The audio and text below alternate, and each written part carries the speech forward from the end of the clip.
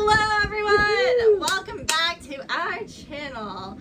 Today we're going to be doing another informational video about everything you need to know before and while cruising the Bahamas. Yes, because we were lost and so we decided to make you a video about everything. So here we go. We kind of just had no idea what to expect, what we needed, so hopefully this will give you a little better idea going into it if you've never been. Yes, so I'll go over the first little boring things. This is everything you need before you leave. So you need your passports, obviously. You need your printed keyword, boat documentation and title, just everything about your boat.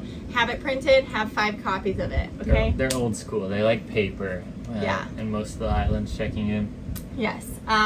Print out a Bahamas Customs clearance form, which you can find on Bahamas.com. They have forms, they have everything you need to go in, everything that you need to get in. And you're going to need a negative COVID test at most 5 days before you get there. Might be totally different when you're watching this video. That's true. The COVID rules are changing every day. And you need to apply for a health visa, which covers your, if this is the same, it covers your 5-day COVID test once you're already in the Bahamas. It's kind of like a COVID insurance for the Bahamas. So you do it like 2 days before you leave. It was like $60 a person if you're staying for more than 5 days. And yeah, make sure you do that. Just another fun fee you gotta pay. Yeah. Worth it.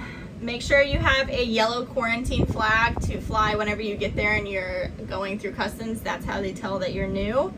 And get a Bahamian flag before you get there. Just get all the flags that you're gonna go to before you leave because they're expensive if you don't. Well, we forgot to talk about crossing the Gulf Stream. Honestly, if you study your weather and you catch a good weather window, crossing the Gulf Stream is not that bad. It gets hyped up that it's so dangerous, all this, which it is, if you're stupid. It was our easiest crossing ever, but when we were crossing, it was like the scariest. Yeah, we were so nervous about it because so many people like on here commenting like, oh my gosh, y'all don't have experience, you're gonna kill yourselves in the Gulf Stream. If you're not an idiot, you're not gonna kill yourself in the Gulf Stream unless there's some sort of like crazy weather phenomenon. But basically, you wait until the winds are coming, or the winds are going north, okay? Because the Gulf Stream's always going north. So they're coming from the south. Yeah, coming from the south, going north. Because you want the wind and waves to agree with each other. Then the ocean's gonna be a lot flatter. You don't wanna go on any day where like, okay, let's say this is north, east, south, west, right? You want the winds going this way. If you go on any day when the winds are coming from anywhere from here to here, the Gulf Stream is going to be really rough and you can get into a very scary situation quickly. So if the wind, let's say here's our circle, right, of wind. If the wind's coming from anywhere here, it's like 280 to 360, all the way to 090, anywhere of the northerly component, don't go. Wait for it to be a southerly component. Really, you should wait for south winds coming out of the south. Wait a day once they're coming out of the south, and then you should be going on that second day. Once the Gulf Stream tide, at least one day to like calm down and chill out. And that's how you cross the Gulf Stream.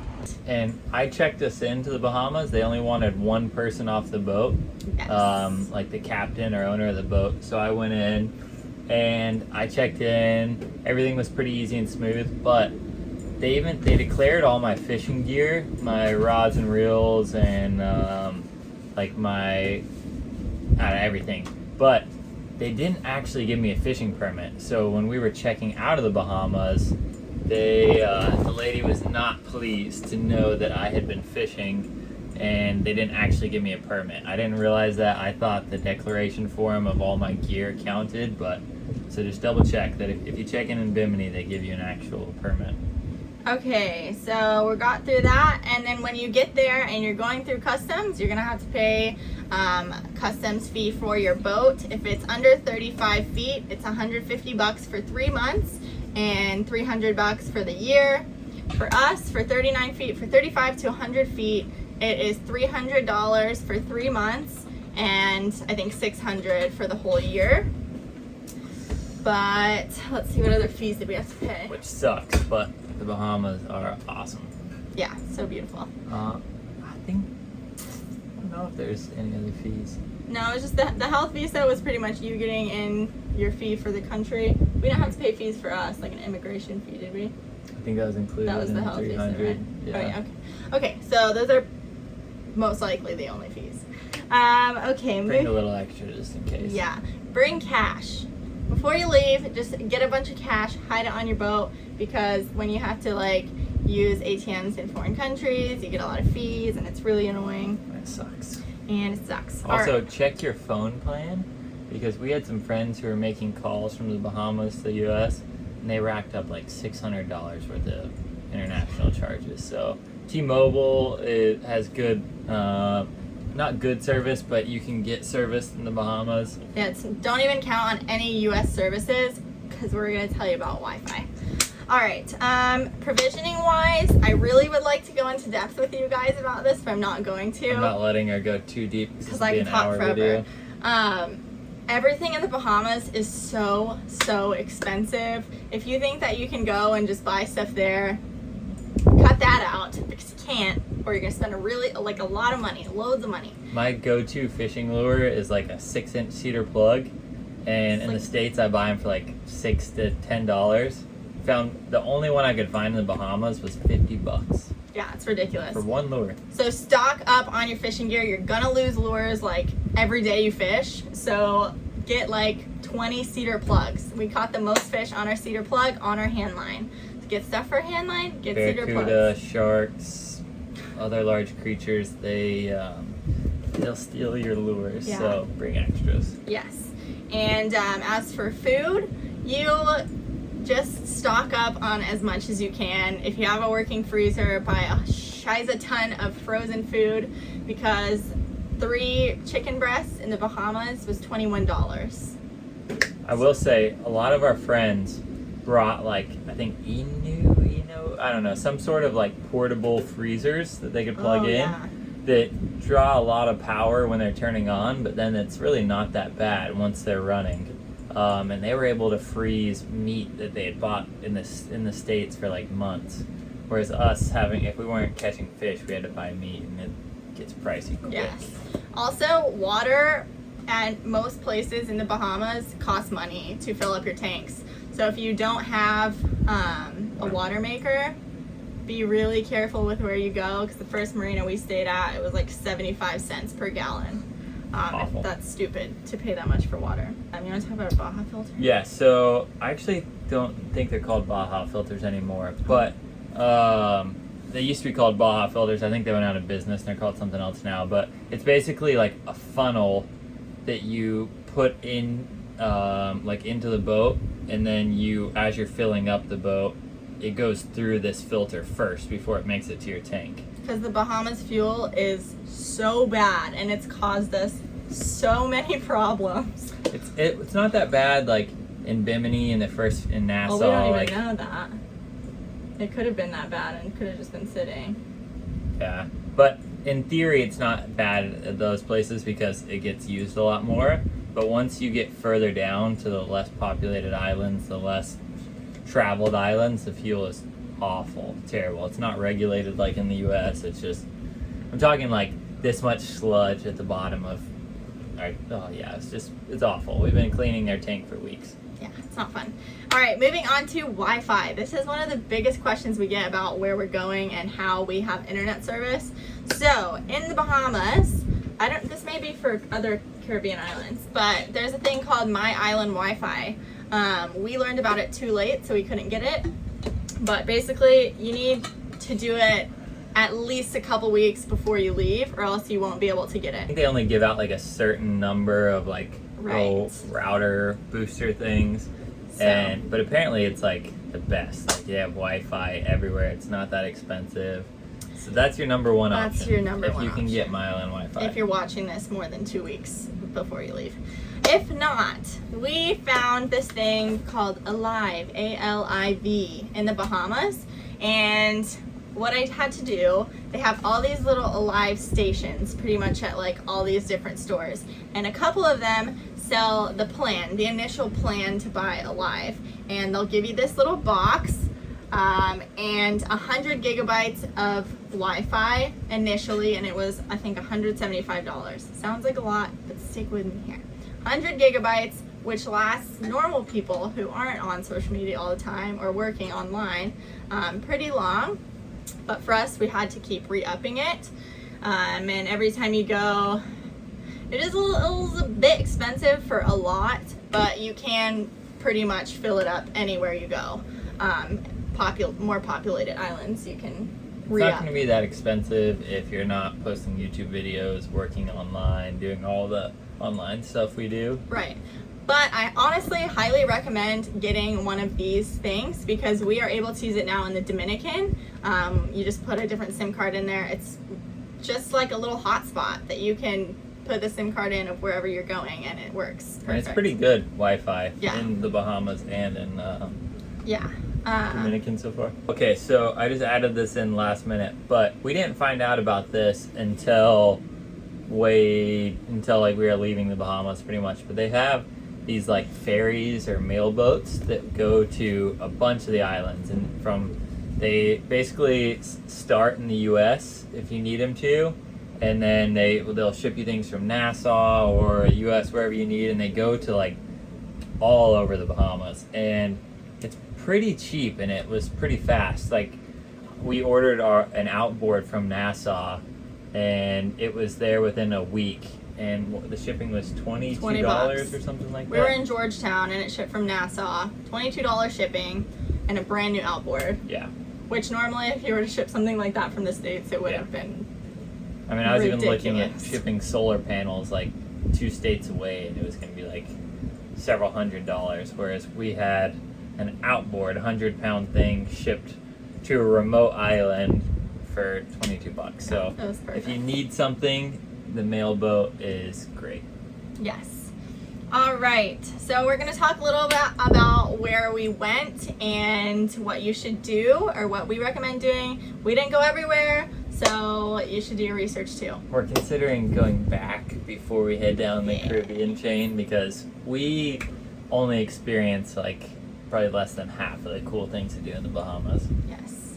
So starting out, we obviously started in Bimini. We anchored out for a bit in Bimini. In Alice-town, the anchorage was? I think so, Alice-town, yeah. It got a little bit rolly. Normally it's always rolly, but I guess we got a good couple days. We caught 2 really calm days, and then the third in the middle of the night, we had like 3-foot seas at the anchorage, and Yes. so we went to the marina the next day. But We it's calm. It was great. Yeah. We went to Bimini Blue Water Marina. It was pretty cheap, but the water was really expensive. Getting into the channel, follow the channel markers as best as you can. We tried to scope it out by ourselves, and Ran aground. it was scary. There's lots of shoaling in that channel, and it's like not charted properly at all. So my recommendation would be to use the Explorer charts. I downloaded the app Aqua Maps, and on Aqua Maps you can download the Explorer charts. Typically the Explorer charts are way more accurate throughout the whole Bahamas. Navionics is so much more user-friendly, so much more convenient, but when it gets down to you going through a really sketchy channel, you should always rely on the Explorer charts over Navionics. Yeah, or I mean, another app. just read the reviews on places too, because who knows, it's just not Yeah. worth it. It's not worth Navionics it anymore. has the active captain option, which people can leave reviews, and I found a review that talked about getting through the channel in Bimini. So the second time around, we followed that, and it worked. So Okay, next we went and dove the Sapona Wreck, which was actually really cool. really cool. Do Outside recommend, Bimini. yeah, do recommend doing that. And we went through the Mackey Shoal. We anchored one night, and it was kind of sketchy the way we went. But I think if you took like the normal route, if you went north around Bimini, the Mackey Shoal is really cool. It's just like It's like 100 miles. Yeah, of 70 miles of literally 6 to 15 feet of water. just freaking clear, flat. You can't see anything, but then you can look down and only be in 6 or Right. 10, 12, Like, 15 feet of water. You could run aground in the middle of the ocean, which is really scary, but just But watch it. it was really cool to spend the night out there. It was like the most eerie night we've ever had on the sailboat. It was but So also cool. really cool. Something we'll never forget. for We sure. were standing at the bow and could see 150 feet away in the water where we dropped our anchor, which was really cool. Super cool.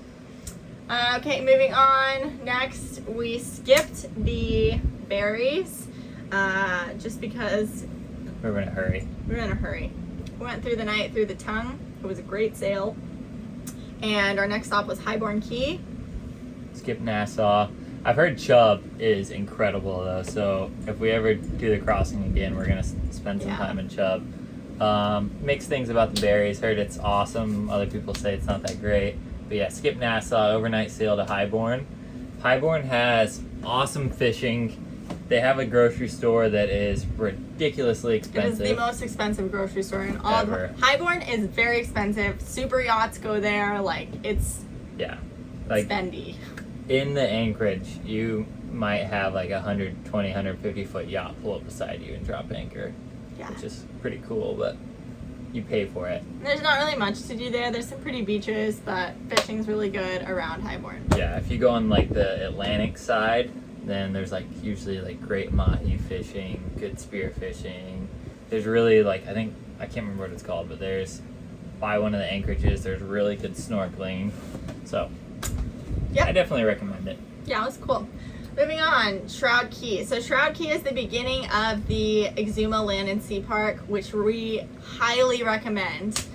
You can't get anything there. There are no stores. There are no nothing, pretty much. It's just this beautiful park that you can't fish in, but snorkeling, diving, everything is so great there. Like some of the most beautiful you'll ever see, and Yeah. there was several of the islands we were at. We were the only boat there for a day or two. Yeah.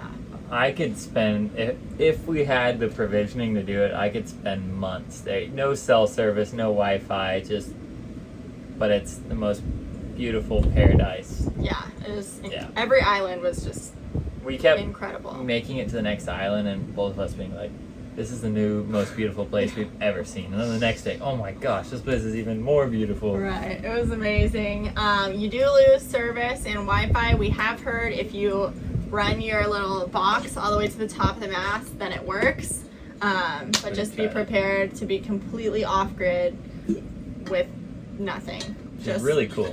But beauty. Yeah, it's amazing. It's incredible. Lots of skinny dipping in the Land and Sea Park. So in the Land and Sea Park, we did Shroud Key, Hawksbill Key, and Wardrick Wells, and they were just insane. All incredible. If you go, stop at every single one. Next, we stopped at Compass Key. What do you have to say about Compass Key? I've always wanted to go to Compass Key. If you Google it, you're gonna see pictures of like all these nurse sharks on the dock and all sorts of things. I think we caught it at like a bad time where it's like very empty in the marina, 'cause we were there during like COVID and they weren't really feeding the nurse sharks, and so we were very disappointed. We were like, man, this place is overrated, but it could be better, and maybe we just caught it at a bad time. And it costs $10 a person to even like dinghy up and just get on the land, which is annoying. But here's a little life hack for you. If you go down a little bit further to Staniel Cay, and you can go up to the yacht club for free, which everything there is on Staniel is super expensive. But you can dive below the marina, below the docks. Just at the dock, and there's way more sharks. We saw like, I don't know, A lot. probably 50 plus nurse sharks, and we only There's saw everywhere. like 10 at Compass. And there's all these like big fishing boats that'll be like cleaning fish, and like the local guys cleaning fish, and so there's literally just like huge fish, there's huge sharks, just all sorts of cool snorkeling and diving right under the yacht club Yeah, it was amazing. for free. Also, don't be worried about propane because you can get propane pretty much at every island, and they don't care if your tanks are expired or anything. So We were so stressed about that. Our tanks were expired. We couldn't get them filled in the U.S. We thought we were gonna never be able to get propane, but you can get it pretty much everywhere. yes, specifically on Staniel at Isles General, not Isles, yeah, Isles General It's store. one of them. There's 3 stores in Staniel. Yeah. Okay, I'm adding this quick little tip in there.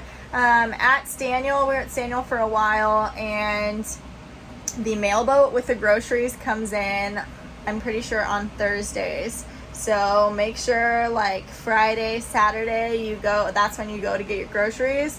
If you go towards like middle of the week, then you may not be able to get any veggies or anything like that. So just pay attention or ask when their food boat comes in. Yes. Moving along, next we made our way down to Stocking Island in Georgetown, where we spent a few weeks. That's where we got our outboard ship to from Nassau. That's where Chat and Chill is, which is really cool. We met a lot of people there.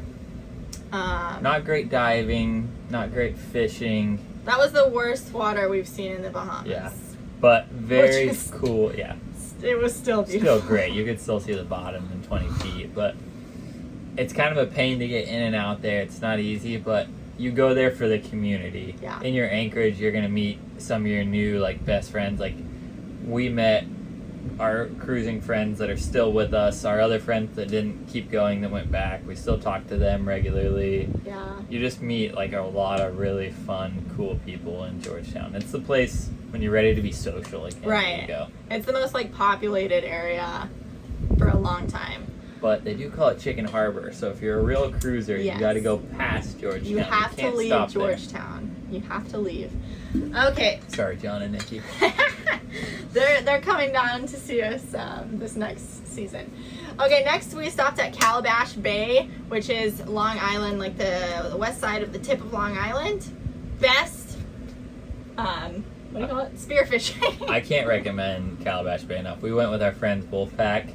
It's like a whole family, and they're just super awesome. They do tons of great spearfishing. They cook, they kiteboard, they do everything. They're just awesome. They kind of showed us around Calabash, and I'm talking, we're in 60 feet of water, and there's coral heads that are 50 feet tall.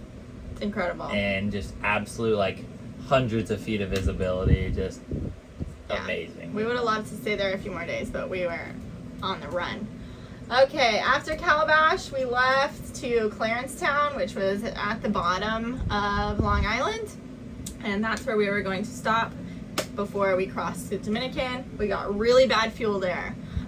So if you're going to Clarencetown, screw you, Clarencetown Marina. be really careful. Kind of. You But screwed us up big time. For real, for real. But, sorry, can I say? Yeah. So, at the Clarencetown Marina, if you have any, like, spare fish guts or anything, or the fish that you've cleaned from coming across, because as you round the northern tip of Long Island, it's usually pretty good fishing. Very good. There's like huge sharks in the Clarencetown Marina. Like I'm talking like 7 to 10 foot like bull sharks, lemon sharks. I'm sure tiger sharks go through there, but like huge real sharks. So I threw a whole tuna head in there, and it was like really fun to see a big old shark eat it. Okay, after Clarencetown, we left and we stopped in Acklands. Acklands or Crooked, one of the two. That's where we stopped just to get more fuel. It's super reefy over there, so pay attention to your charts. And then Really beautiful and cool. Really beautiful and cool. After Acklands, we stopped at West Plana Key, which was the last place we stopped in the Bahamas. We pulled in because we were so exhausted. And just spent a few hours, but it was amazing. It was beautiful. Really want to go back. We would love to spend some time there. Well, that was awesome. Most beautiful sunrise we've ever seen in our lives there. And then after that, we head to the Dominican.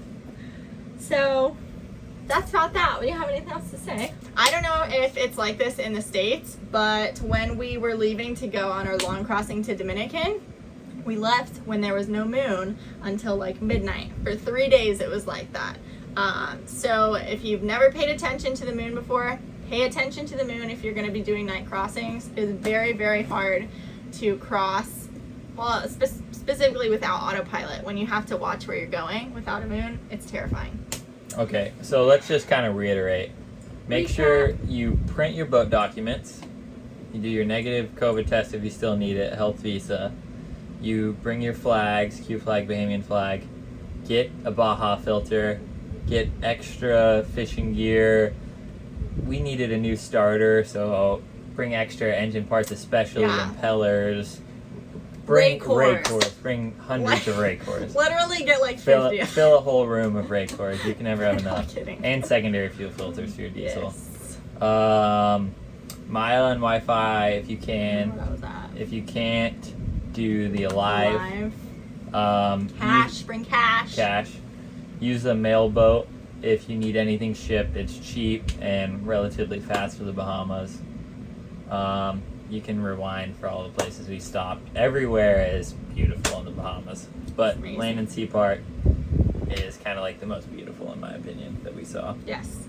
And be prepared to motor, because when you're cruising the Bahamas, you're going to be getting a southeast wind, which is exactly where you're headed. Straight on the nose. So you can't really ever sail. Very often, yeah. But yeah, thank you guys so much for watching. I hope you enjoyed this video. I hope it helps you. If you have any questions, feel free and comment below. I always read all of our comments. You can also message us on Instagram at SailingZola, or one of our Instagram accounts. And yeah. Just a little like heads up overview for the channel. So we're heading back to Florida for a few weeks to a month, and then we're coming back here for 1 month, so we'll probably do what, 1 or 2 more videos around the Dominican. Yeah, we're probably gonna do a few more informational videos within the next couple months, just because we don't have a lot going on. Yeah, and we don't want to bore you. Boat work. But then we're taking off. We're sailing to Puerto Rico or Virgin Islands, all the way down the Caribbean, and then we don't really know what we're gonna do once we reach Grenada. So it's gonna get really exciting soon. But also, Neptune Inc., this company we work for, best company in the world, we love them. They are sending us on a 5-6 day 5-day great white shark expedition. Yeah, so we're gonna be we just got scuba certified. We've been free divers forever, but we just got scuba certified, so we're gonna be going down in cages, like off the side of the boat, then all the way like 30 something feet down, which isn't that deep, but apparently the great whites go all around us. So that's gonna be some cool content. We're definitely gonna make a video about that. But okay, thanks guys. Hopefully we'll be back with another informational video. If you want to see something specific, drop it in the comments below. We'll probably do something like this for the Dominican as well. Love you so much. Thanks for being here. Like and subscribe to support us, and we'll see you next time. Thank you to our patrons.